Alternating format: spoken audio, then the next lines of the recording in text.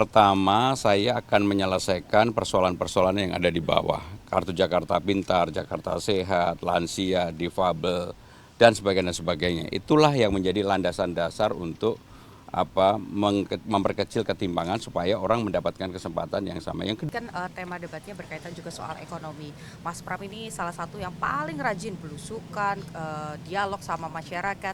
Kira-kira apa yang hasil dari belanja masalah itu yang nanti akan dilaksanakan sebagai program kerja Mas Pram? ya, yang pertama terutama adalah APBD kita kan sangat bergantung pada hal yang sudah sangat konvensional, yaitu dari pajak, restribusi, kemudian dari dividen.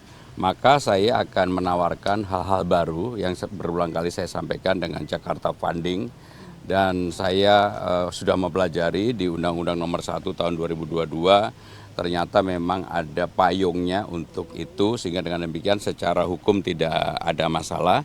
Dan ini kan sudah menjadi sukses faktor di Indonesia Funding. Sehingga dengan demikian, dengan adanya Jakarta Funding merupakan terobosan baru bagi Jakarta yang selama ini hanya bergantung pada pajak, restribusi, dan dividen. Sekarang ada income atau revenue baru dari Jakarta Funding. Ada juga yang hari ini deklarasi untuk dukung Mas Pram, tapi minta jaminan soal harga sembako dan lain-lain ini bisa dipastikan aman.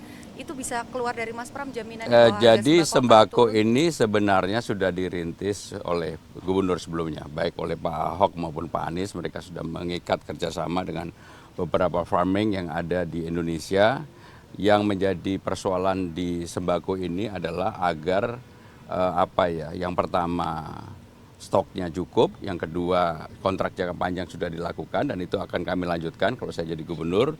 Dengan demikian maka akan terjaga harganya, apalagi pemerintah daerah melalui Pasar Jaya, kemudian juga melalui farming food yang di Cipinang Raya bisa melakukan intervensi apabila harga itu mengalami kenaikan. Sehingga saya meyakini selama tidak ada sesuatu gejolak yang luar biasa, kondisinya tetap seperti ini, maka harga sembako pasti akan bisa dikontrol. Mas, untuk memperkecil gap kesenjangan antara ekonomi yang tinggi dan juga yang rendah, apakah Jakarta Fund ini juga bisa menjadi jawabannya atau apa nanti ada program-program? Jadi yang pertama saya akan menyelesaikan persoalan-persoalan yang ada di bawah.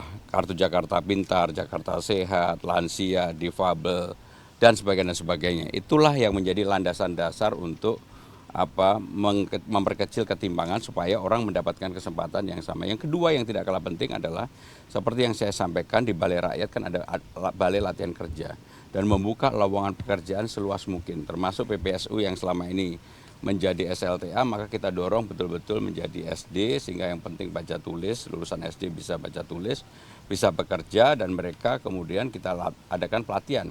Dan yang namanya Balai Latihan Kerja itu bukan hanya sekedar melatih orang untuk belajar mengelas, yang bayangannya begitu, bukan, termasuk untuk menjadi konten kreator, menjadi apapun yang sesuai dengan perkembangan sekarang ini, termasuk ekonomi digital.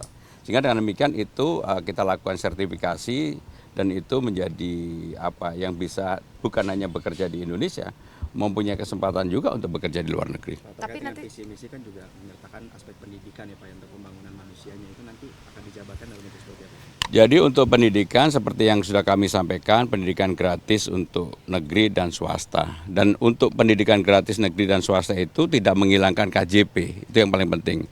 Dan juga KJMU, Kartu Jakarta Mahasiswa Unggul, yang sekarang ini yang menerima kurang lebih 15.000 orang, ini sebenarnya menjadi kunci bagaimana rantai kemiskinan atau kekurangan di masyarakat bawah ini bisa diperbaiki kalau kemudian anak-anaknya bisa sekolah sampai dengan perguruan tinggi, dan kemudian kalau mereka mengikuti pelatihan yang diadakan di balai kelurahan dan kemudian juga mereka bisa bekerja lebih baik, saya yakin ini akan memotong dan meningkatkan masyarakat yang ada di bawah selama ini. Pak, di podcastnya bersama Putri Tanjung, Pak Pram bilang masih banyak tempat menyedihkan dekat-dekat istana Pak ya.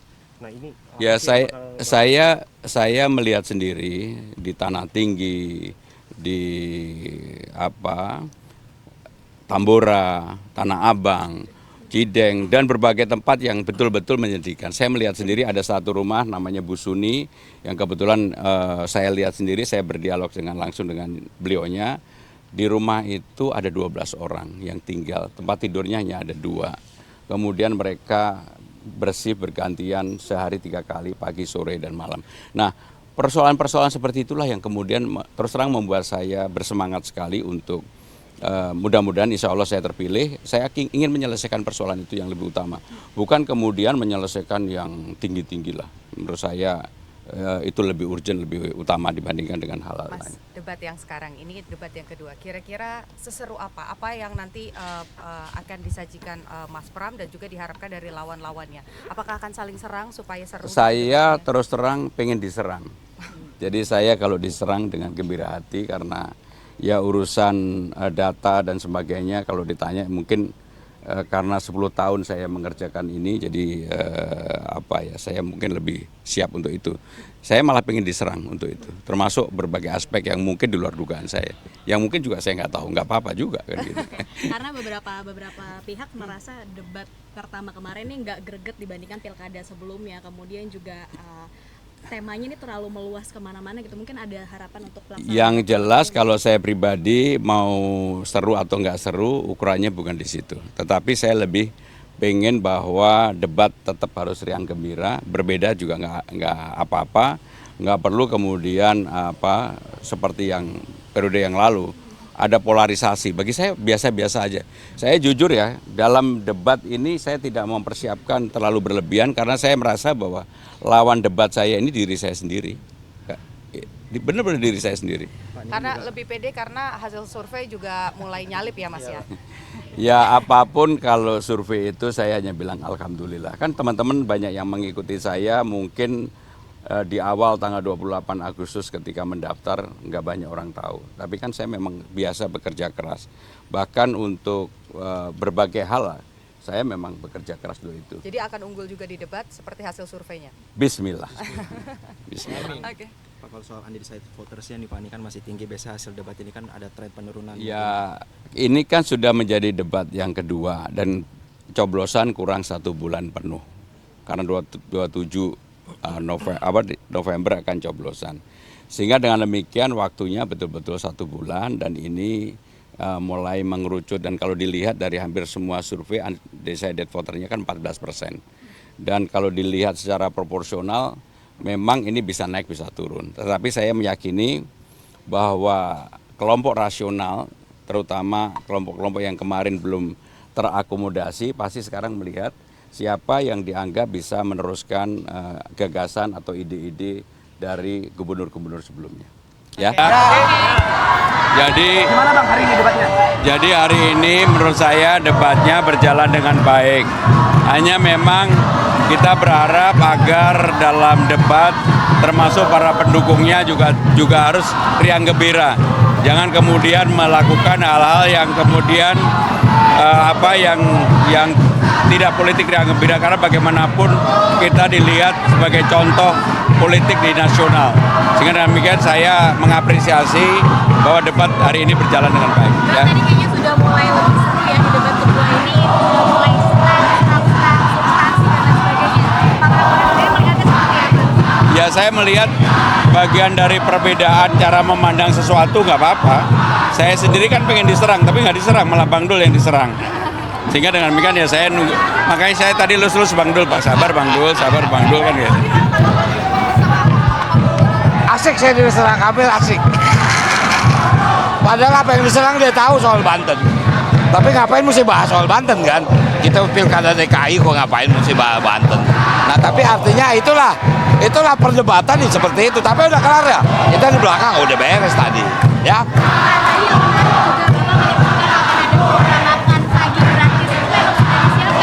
Jadi ini sebenarnya sudah disiapkan sejak lama dan kami memang sengaja sampaikan di dalam sebelum debat kali ini.